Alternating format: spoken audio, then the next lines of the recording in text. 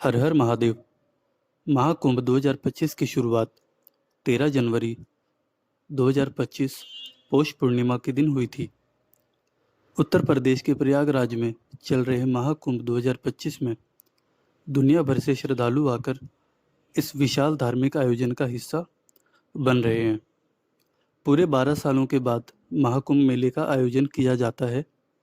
महाकुंभ सबसे बड़ा और प्रमुख धार्मिक अनुष्ठान माना जाता है।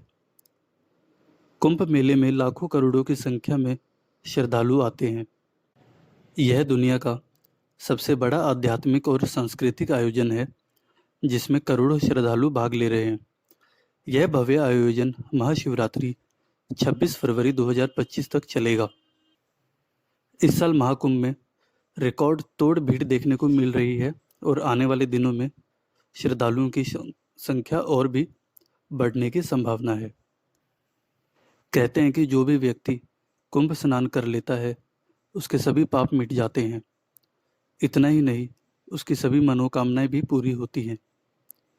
महाकुंभ के दौरान विशेष पूजा अर्चना, यज्ञ और अन्य धार्मिक अनुष्ठान आयोजित किए जाते हैं। तो चलिए अब जानते हैं कि महाकुंभ मेले की पीछे की कहानी क्या है और साथ ही में जानेंगे महाकुंभ का धार्मिक महत्व। महाकुंभ से जुड़ी पौराणिक कथा। पौराणिक कथा के अनुसार जब देवताओं और असुरों के बीच समुद्र मंथन हुआ था, तब समुद्र मंथन के दौरान भगवान धन्वंतरी अमृत कुंभ यानी कलश लेकर प्रकट हुए। देवताओं के संकेत पर इंद्रपुत्र जयंत अमृत से भरा कलश लेकर भागने लगे और असुर जयंत उनके पीछे भागने लगे।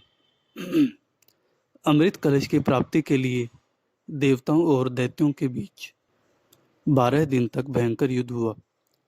माना जाता है कि देवताओं का एक दिन मनुष्य के 12 वर्षों के बराबर होता है। इस युद्ध के दौरान जिन जिन स्थानों पर कलश से अमृत की बूंदें गिरी थी, वहां कुंभ मेला लगता है। अमृत की बूंदें इन 4 जगहों पर गिरी थी: प्रयागराज, हरिद्वार, उज्जैन और नासिक। तब से इन चारों स्थान पर कुंभ मेले का आयोजन किया जाता है। कहते हैं महाकुंभ में स्नान करने से व्यक्ति के सभी पाप धुल जाते हैं।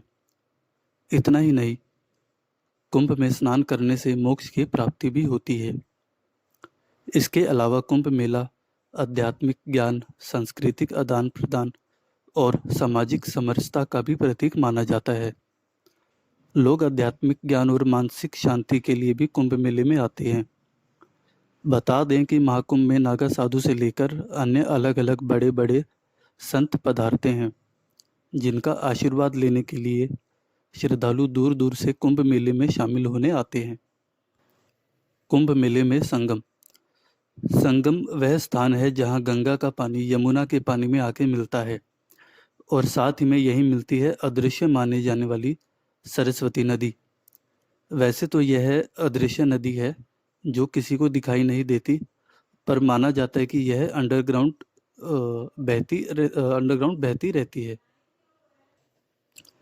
और धर्मपरायण हिंदू के लिए संगम में एक डुबकी जीवन को पवित्र करने वाली मानी जाती है। इसलिए कुंभ में संगम का काफ़ी महत्व है। इस वीडियो में इतना ही।